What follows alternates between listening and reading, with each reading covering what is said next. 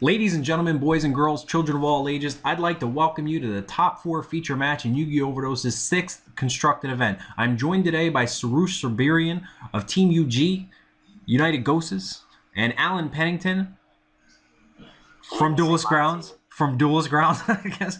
No, it's not my team. Why don't you guys just say hello and introduce yourself? Magic the Gathering now. Okay, why don't you guys just introduce yourself? But no, it's good. All right. Well then, we're featuring this match between Squiddy, otherwise known as Chancy Wigglestove, and Chris O'Neill. This is the top 4. Squiddy is undefeated in this tournament with Infernities, and Chris O'Neill is playing Hieratics. He took 1 loss in Swiss. I thought this was more interesting than the other top 4 feature match between 2 Fire Fist variants, and I just want to get your guys' opinions. How do you think this is going to go? What do you think about these players, these decks, anything? Is it my turn to start? Go ahead, Sorosh, you start. So that means I get to start. Oh, okay. Okay. Obviously, like, Squiddy's been running hot because he's like 5-0, and of the 2 decks, that's probably the one that I know less about, given that like I've never been one to play Infernities, and I actually have tested Hieratics in this format. So I don't know like who the matchup favors. It's largely just, I think, a game of multiplayer solitaire here. In other words, they're just both trying to kill the other person as fast as possible without too much interaction. So I'm not really sure who it favors. Well, I mean, Squiddy definitely opened up the nuts, right? He opened like a really good variation, but yeah, like it's pretty standard from here, but there's no OTK like from the version he's playing. The variation is more going to be control. Right. I mean, that's what he's going to be doing. He doesn't run any. Right? He doesn't run any tuners. Like 3 barrier, 2 break, that kind of stuff. Something like the other way around. He plays 3 break and 2 barrier. So for me, it's the other way interesting. around. Yeah, so it's kind of interesting because if his opponent can force 2 barriers, he can pretty much have a heyday with Heavy Storm or Dark Hole, right? I mean, you can easily do that too. It's not like impossible. Like if you go MST and then you have one other big play where, not a big play per se, but if I think one of the Hieratics pops the back row. I just can't remember which. Yeah, you're right. One of them pops a monster, one of them pops a back row. Pops the back row. So you go 1 MST, there goes 1 barrier or whatever, and then you do the one that pops the back row, and then there you're starting with, again, no barriers. And then even if you pop a monster, right? If I pop an Archfiend, those barriers are gone again. Right. So there's so many ways to bring it out. You make a good point about the spell and trap removal. I think that will be like one of the determinants here is how much for sure spell and trap removal the Hieratic player has.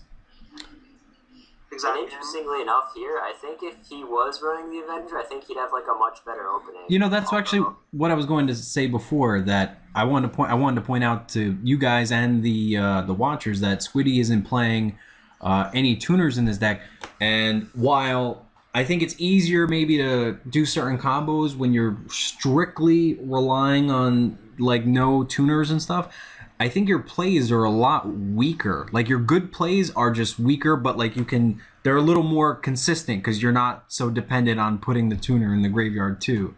And then I'm looking at this. He could have had, Avoid Ogre Dragon and Stardust or whatever next to it. He could have done so many different things. Yeah, for sure. But he can't I'm now. trying to remember how he opened, but I think he got this way because he plays 2 Avengers, or sorry, two Patrols. Like I don't think he searched the Infernity. Right. Yeah, he does play. So no, if he was, so he couldn't have really. Yeah, I mean, I guess ultimately when he was constructing the deck, he determined that like the Avenger would be kind of win more. I mean, whether that's true or not, I don't know, but that was probably his mentality. Turn 1 wants to attack this for jokes. It's actually, he has the first attack. Yeah. The Hieratic player totally passed. Oh, okay. I'm not paying attention. Okay. Apparently he plays Battle Fader, not exactly a conventional choice. I sent you his deck list, Alan. Oh, you did? Okay, so there's 1 MSC, 1 breaker, or a 1 barrier gone. Now he has an out to another one, this is going to get really ugly really quick. Right. Well, that's not to say. I mean, he has the Hieratics player has to find a way to get rid of both the Levier and the Lava. Well, I guess that's how you do that. Wow. No, because didn't he have another barrier? Oh. Yeah. Okay, I didn't. No, like what I was saying is, okay, so in this situation, now he can pop off. Well, I mean, now it's not really good, right? Because the breaks are left. Yeah. So I would have probably tried to get my, like, I don't really know his hand, right? So I can't really judge. Yeah. But I would have tried to find a way to get rid of Arching first. Yeah. And yeah, like just summon the Watt-tailed dragon. And then attack. Well, I mean, he has a break, so. Yeah, but at least he has to do something. Yeah. It's unfortunate that he just didn't have anything, but he could have. Yeah, realistically, it doesn't seem like, however he played, he could have really done anything, but he might have had some line that we don't know about. True story. All I'm saying is, in this matchup, it seems so important that his opponent only has 2 barriers. So even if he does go off, there's so many different ways for his opponent. Do they know each other's deck lists, though? Apparently not. No. Okay, so... Alright, I was just curious. I mean, you mentioned the fact that he only has 2 barriers, but I'm sure his opponent has to assume he plays 3.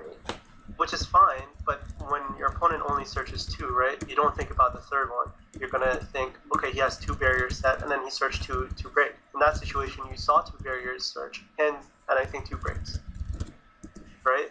So then you know exactly that he has 2 barriers, not 3.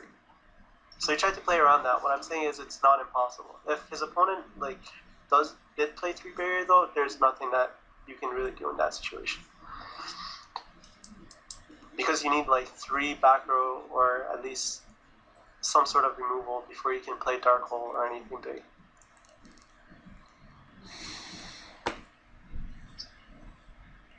So I've seen Hieratics play a lot, but I don't think I've ever play tested with them.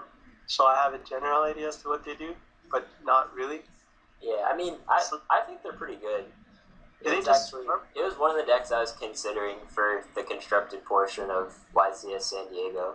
I mean, San Diego was also before Evil Swarms, and it just, I mean, I don't know if you know, but Evil Swarms were the most popular deck in this tournament. There's 7 people ran them. That was more than anything else. Yeah, I mean, I don't think that's going to be a long run trend. Same here. I was gonna. In your tournaments in general, it seems like when a new deck comes out, people are like really excited to use it. It's often more popular in the short run than in the long run. Like Fire Fist being another recent example. And both these decks are good decks. Like Evil Swarm's a real deck. Fire Fist is a good deck. But I think in your next 1 or 2 tournaments, those numbers will start to, look more normal. I think water will come a little more higher as people stop running the. Yeah, I agree. Yeah, I mean, I don't like water myself, but it's certainly the deck to beat right now. So if this guy, I feel like he's about to get destroyed if Hieratics has anything.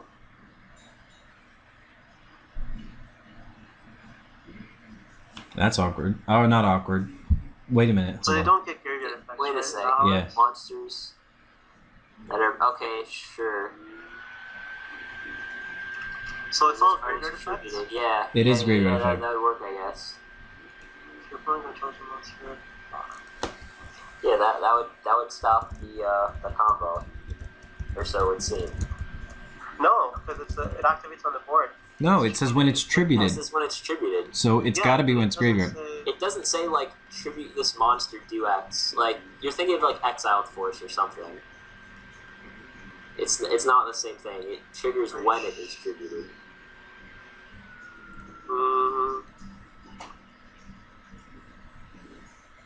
Okay, but for example, if you tribute this guy and macro is up, he doesn't get his effect? Because it doesn't say tribute and send to the graveyard or anything like that. Yeah, Sure, but it doesn't matter where it goes. Like the physical location of the card matters when you go to use the effect. Right. So you're thinking, okay, I'm going to use this effect now. Look where the card is. If it's in the graveyard or removed from play, you can't use its effect.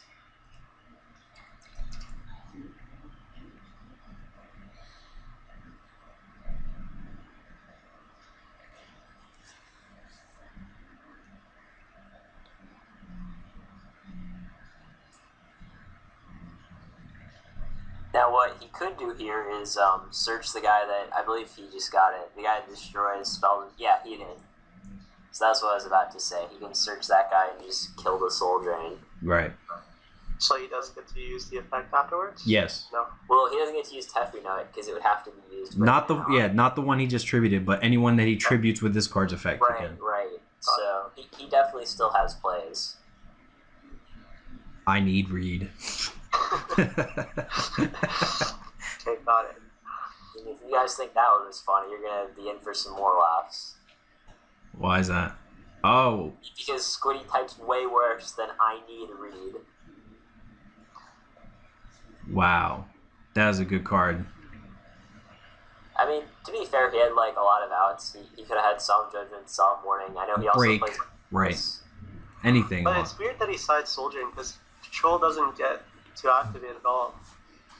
Yeah, that's true. And it does seem like a key part of his deck. So I'm not sure how much I like that. Yeah. I mean, it's working for him now, but it just... Yeah, so now I guess here he can put an Archfiend on top of his deck. I mean, he can do a lot of things, I guess. Yeah. Pretty odd. Yeah, so he's going to go with Archfiend. I mean, Archfiend is definitely the better choice. Because you go Archfiend and then Necromancer. Right, because you don't use your normal like, you're just setting up your plays, exactly. Right. Yeah. So he has no S to Soul Drain. Wow. So what is this Hieratic guy where he's got he's got to have like 3 Watt Tail, like the 3 normals in his hand. Yeah, like he has that. I guess. I mean, he could also have stuff like Lance. Like, I don't know. Yeah, but yeah. Wow. Because Lance wouldn't have stopped the Soul Drain or the Solemn Judgment. So yeah, that's true. I think there's a reasonable chance one of his cards is Lance. The point is that it just doesn't look good at all for him. Oh well, yeah, sure. It's unfortunate because I mean, Squiddy opened with MSC to Decree, right? Yeah, the Decree that's how it started. So yeah, I mean, unless he has Rare Force, I think it's about to be game. Yep. Or Fader. He does play Fader. No, he can Lance and take 800 less damage. And no, because he's gonna get 2 Archfiends and a Lava. Squiddy decided not to kill his opponent last round, so maybe he'll just do the same thing again. Don't say it's not possible. That's true. Let's not attack.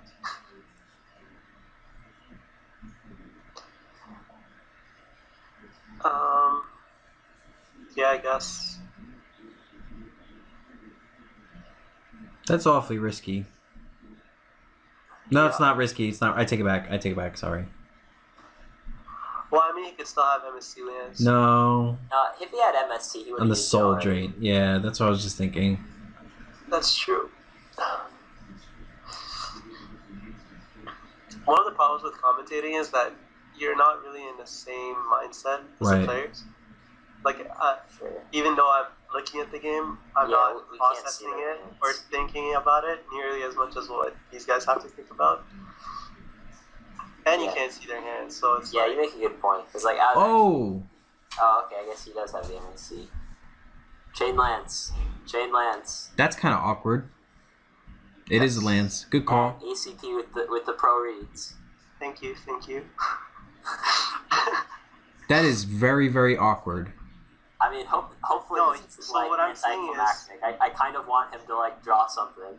So if you think about it, it makes sense. Like if he topped it in that scenario, MSC's not helping him. Like MSCing the Soul Drain doesn't do anything whatsoever. Oh no, I'm not talking about the Hieratic guy. I'm talking about Squiddy. Oh, he misplayed. That's okay. Yes.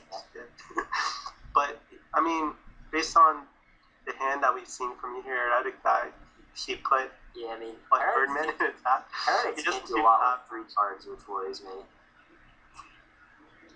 No, Judgment was good, but then everything after that, like he had game last turn.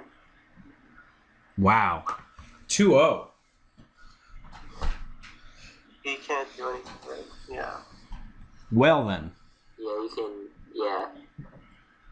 That was a very fast 2-0. Infernities crushed Hieratics. Infernities powered by the newly released Lava chain. And wow, let me before I shut you guys out and hang up on you guys, just tell me what quick recap. Like, did you think that this was going to happen going into the match? How do you feel about Squiddy's prospects for winning this entire tournament? How do you feel about Infinities in general? Quickly, start with Sorosh, because Alan had the first word last time. Infernity's good. I think it's gonna have depends on the dice roll, honestly. So if he wins dice roll or rock paper scissors, and he gets to go off, I think it's very hard for Fire Fist to win.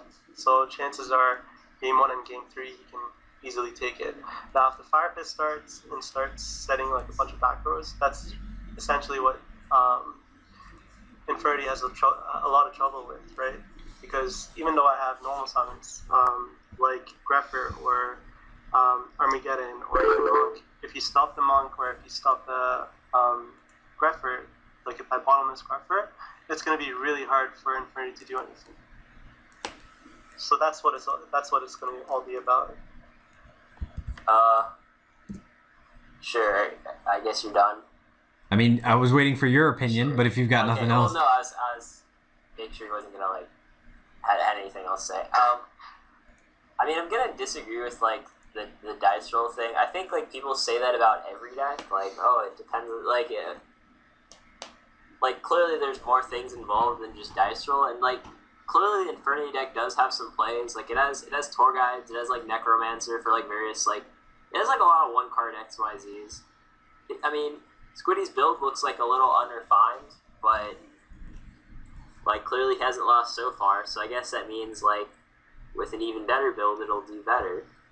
And like I don't see any reason why like Infernities aren't a deck exactly. Like none of the matchups seem like particularly unwinnable, and the fact that like you can just win games before they start is always something that I personally am a fan of.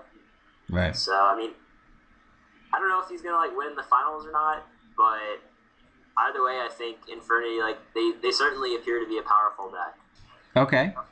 Well, with that then, I'm gonna hang up with you guys, and I just want to say thank you for doing this with me, both Sorosh and Alan. I appreciate having you guys. I'd love to have you back anytime. And with that, I think best of luck to Squiddy in the finals, and for you two, take care.